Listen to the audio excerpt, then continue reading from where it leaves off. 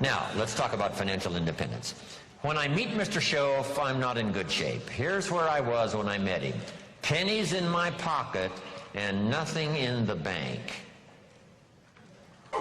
Because the story of the Girl Scout with the cookies had just occurred in my life, and now I meet this man. Here's what he said. Now to get started in a whole new direction, here's what you need to do. You need to develop a financial statement. So just make a little note on your notes there. If you haven't ever done it, this is not a bad place to start. A financial statement. And a financial statement is very simple. It's a piece of paper with a line down the middle. On this side is the value of all your assets, and over here is all of your liabilities. Here's what you've got in terms of worth, and here's what you owe. And then when you add up all of the value of your assets and you add up all that you owe, called liabilities, we come up with what we call now, finally, when you subtract one from the other, your current net worth. Now, this is not your net worth as a father. This is not your net worth as a parent. This is not your net worth as a friend. There's all kinds of worth and value. But if you really want your economics to go better, here's a good place to start. Key phrase, take a picture of where you are. And here's what it's called, the truth. Now, you don't have to publish this in some local newspaper, right? This is all private stuff. But you have to say, you know, finally, there's no use kidding myself. I got to take a picture of where I am. I got to know how good it is, or I got to know what? I got to know how bad it is. I got to know how much I'm on the upside, or how deep a hole am I really in. So this is what I started. It was a simple little program of coming up with my current net worth. My liabilities, that was easy. I owed my parents, I owed. I made the third borrowing on my car, and he was threatening to come and get it, drag it down the road, rear end up in front of my neighbors. So I had plenty of liabilities. On the asset side, I put my furniture even. I put everything I could think of. My shoes. I mean, wouldn't the Salvation Army give me $2 for my shoes? I mean, I am scrambling. And when I did this exercise, guess what it did? It really soberly gave me a current picture of where I was. And guess what? I was unhappy. But here's what's important about the truth. It sets you free. Number one, free to correct old errors in judgment. That's what the truth is for. To correct old errors. After 6 years, I started working when I was 19. And when I took a picture of where I was, it was not a very happy experience. So now, where do we go from here? In putting together a financial statement, realizing exactly where we are, no nonsense, this is the real deal. We don't have to share it with anybody, but we do need to know the truth for ourselves. Now here's what we need. Number one, perhaps a new philosophy. Let me give you sort of the simple philosophy of the rich and the poor. Here's the philosophy usually of the rich and the poor. Poor people spend their money and invest what's left. Here's usually the philosophy of the rich. The rich invest their money and spend what's left. It's just a little turn of semantics. But the little turn of semantics is like the turn of the set of the sail that takes you in a whole different direction to wind up at a good place in 1 year, or a place, you know, of average, mundane, where you don't really want to be. Just that little simple shift of philosophy. So here's the key. Think like the rich. Invest your money first, then spend what's left. Don't spend your money and invest what's left. When I gave this little class one time at a school class, the teacher said, you know, you must not, you know, promise people that with a little bit of investment every month that they can, you know, make their fortune, because people nowadays are overloaded. They're spending everything they make. You know, their standard of living is right up there. And I said, well, this is where it all begins.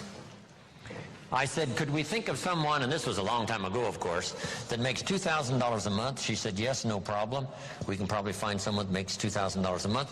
What would this couple, this family tell you it takes to pay all the bills and just keep their head above water? And she said, well, $2,000. I said, could we possibly find somebody not far from here that makes $2,500 a month, right? Maybe even both working combined. $2,500 a month, $500 a month more. What would this family say it probably takes to pay all the bills and keep your head above water? What would they say, right? $2,500. So I said to her, what happened to this $500? How did it disappear? Wisely invested over some reasonable period of time, the return is unbelievable. And she said, I never thought about that.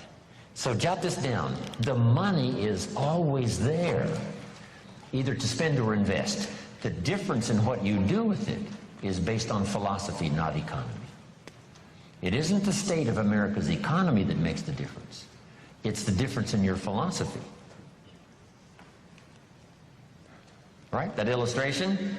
Here's a book on how to get rich. It costs $20. Somebody says, well, a poor person can't buy that book. Say, no, it's only 7 Coca-Colas. And you either spend the money on 7 Coca-Colas or a $20 book that teaches how to get rich. So jot this down. Everybody has the money. Even the poorest of the poor. The key is how to spend it.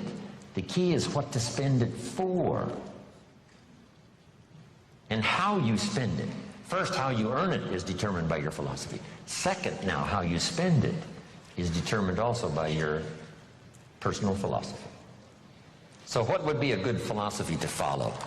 And this is the little simple form I want to give you on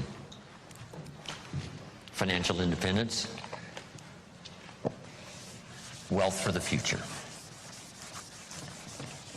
It won't take long now to jot this down. It takes a little longer to go do it, but here it is. What to do with $1? If a child asks what to do with $1, here's my suggestion. Never spend more than 70 cents. Here's where the other 30 cents goes. 10 cents, 10% of your income for charity, church, whatever, supporting worthy projects, teaching children here to become generous. If kids understand generosity, they'll give you 10 cents out of every dollar that they earn. And this is a good place to start.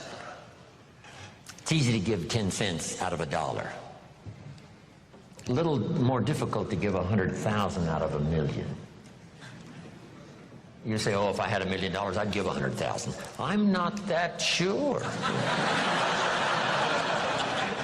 We better start you early, right? So that when the big money comes, it'll just be automatic. You won't even have to think about it, okay? All right, so 10 cents for charity and church. Here's the next 10 cents. Active capital. Try to make a profit. It's called buy and sell. I learned to do this starting at age 25. It's how I made my first fortune, buying and selling. Like the little boy who buys a bottle of soap for $2 and sells it for $3. Active capital means you try to make the profit. Buy a piece of property and improve it and sell it. Active capital. Keep saving up this active capital until you've got some to work with to buy and sell. Make a profit. Now the third 10 cents is passive capital, which means let somebody else use this 10%. You put this to work and see if you can't make a profit. This is to let someone else use it. You are the passive partner in providing the money. They are the active partner in seeing if they can make a profit and pay you dividends and stock increase and whatever. Interest. And that little formula is a good place to start. Now, you might not really be able to start there. I call this the ideal. Maybe by the time you've heard this, you're in such bad financial shape that you have to go here, 97, 1, 1, and 1. That right now you're in a trap. You're caught. and it's going to take you a while to get out. So right now, you got to spend 97% of your income, right, for your living and lifestyle, because, you know, you're caught, you're obligated, you know, there's no way out. And then the rest of these now are just one, and one. The key is to start with something. Now, Mr. Schoaf gave me a comment. It has served me all these years. Here's the comment. It's not the amount that counts, it's the plan that counts.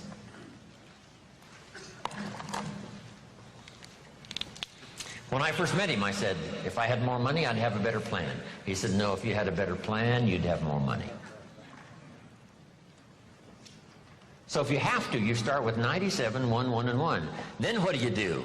Now comes the project right away of trying to get this 97 figure to go down and these other three numbers to start going up. This now becomes an exciting game to play. In another seminar, I talk about measuring progress. This is one of the great motivating factors in the world, is to start something and make progress. Start something and make progress. See, Jim Rohn told us the ideal was 70, 10, 10, and 10. But I can't start there. I've got to start with 97, 1, and 1. And here's what you've got to understand. This is okay. I mean, if this is where you have to start, that's where you have to start. Then you start driving this number down and start driving these numbers up. And it's a whole game to play till finally you can arrive at this pretty good ideal way what to do with the money you earn from a paycheck or from dividends or from whatever sources. 70, 10, 10, 10. I mentioned the name Sarah Alfaro in Mexico. I taught her this, and she's been teaching it to the people she's responsible for over all the last 10 years. And some of them now are doing extremely well, making big money, and they've got houses and cars and, you know, all kinds of stuff.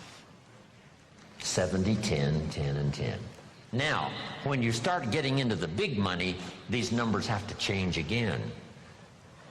I probably don't spend more than 10% of my income.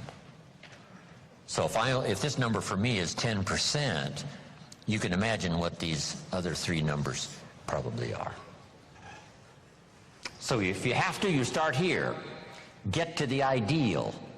And then when it really starts to flow in your favor, you rearrange this program again, 10%. Because if you're doing big time, you know, you couldn't spend 70% of your income. It would be obscene. Too much. Here's the next one now. This is only a suggested plan. You know, this is not written in any law. You know, most advantages and benefits for the future are not written in law. There's no law that says you must not have a heart attack. Where is it written? There is no law. That you must demand of yourself. There is no demand that you have a good financial plan that'll safely take care of your family for the future. There is no law. You could be careless and lose it all and finally have to be supported by the state. So there is no law that you must be responsible and have a good financial plan. You must demand it of yourself. So I'm asking you to make that note. It's what we demand of ourselves that counts. There's no law that says you must have a health plan that's going to make you extremely healthy for the next 10 years. There is no law. That you must demand of yourself.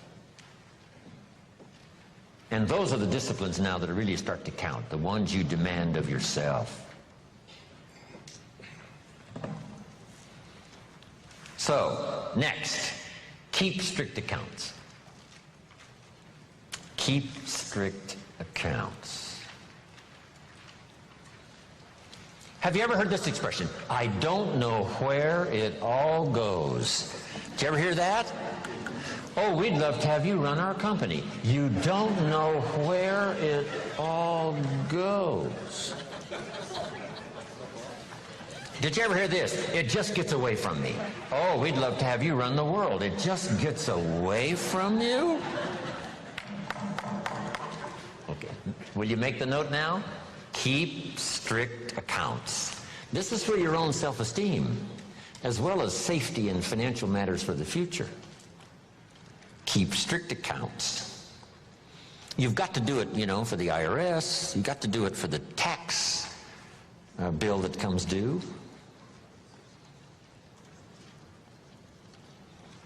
Then there's one more. Be happy to pay your taxes. And this is an assignment that's one of the toughest. I'm trying to finish this book I've been working on for so long. Hopefully I'll get it done one of these days. And the title is, Of Course Kids Should Pay Taxes. And it's a little book on really everybody should pay taxes.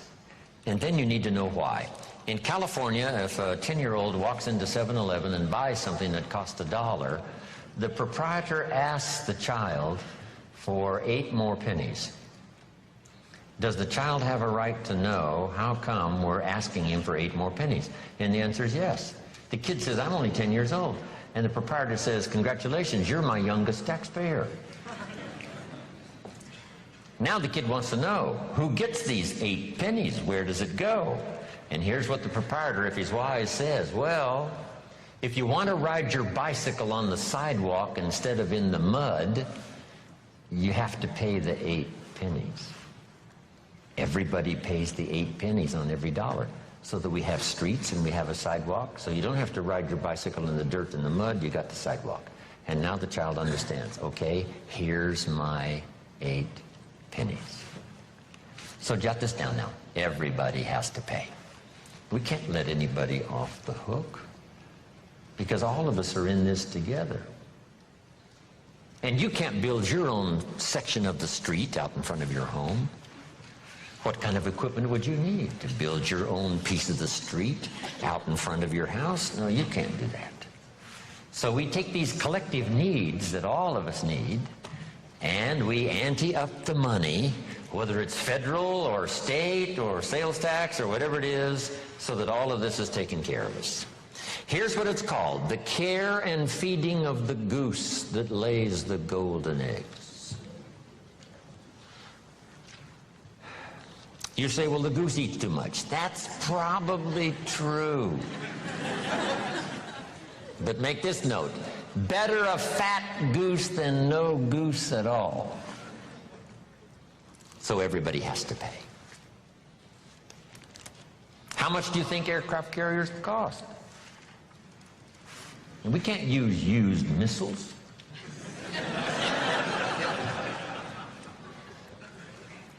Here's where else the money goes. So you'll be safe in your bed at night while the policeman walks the beat. While we sleep, the Air Force doesn't sleep. While we sleep, the Army doesn't sleep. While we sleep, the policeman walks the beat and checks the doors. That's where the money goes. Once you have a vision of where the money goes, yes, for some things it costs too much. Yes, the government sometimes is too extravagant. Yes, yes, all the yeses. But all those yeses are true for all of us. Sure, the goose might eat too much, but who doesn't? Should we have confession time here today? Say, no. Please let me off the hook. So you got to do the same with the government. Yes, the government needs to go on a diet and slim down and not spend quite so much. That's also true. But it's true of what? All of us. This is the deal. We're in all of this thing together. So finally, when I understood what this was all about, I finally became a very strange creature called a happy taxpayer. That's it. Now, should everybody pay? Let me give you one good illustration that comes from the Bible, and I'm finished. Jesus one day, and I'm an amateur on the Bible, but here's a classic story. The storyteller says, Jesus one day was out in front of the synagogue watching people come in, and with him were his disciples. So Jesus and his disciples are watching people come in to the synagogue. And the custom was, before they came into the synagogue, they deposited a contribution. They deposited the contribution, went on into the church. The story says some came with large contributions and went in. Some came with small contributions and went in. And as the disciples and Jesus watched, a little lady came along and she put 2 pennies in the treasury and walked in. And Jesus said, look at that. And his disciples said, 2 pennies, 2 pennies, what's 2 pennies? He said, no, you don't understand. She gave more than everybody else.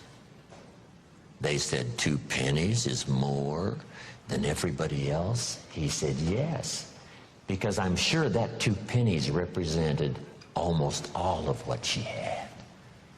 So since her 2 pennies represented almost all of what she had, she gave the most. What a classic philosophy. Now here's what did not occur. I'm so brilliant, I can give you what the storyteller left out. Here's what did not occur in this little scene. When the little lady put her 2 pennies in the treasury, Jesus and his disciples did not run after her and say, hey, hold it, little lady. Hold it, little lady. We've observed what's happened with putting the 2 pennies in the treasury, and we've decided that you're so pitiful and you're so poor that we've decided to give you back your 2 pennies. I'm here to tell you that did not occur. So make this note from this little story. Jesus left her 2 pennies in the treasury, even though it was most of what she had. Wow. That's such a classic lesson in philosophy. That's such a classic lesson in what all of us are involved in making contributions. Shouldn't everybody wish to pay? The government has decided to leave some people that they consider poor and pitiful off the tax rolls. See, that's unthinkable. Shouldn't they, even if they only paid $1, so that they can be able to say what? I pay. I make my contribution. No matter how poor I am, if all I've got's pennies, I give some as contribution. Whether it's taxes or whether it's benevolence or whatever it is. Okay, isn't that a great story? It's a good story.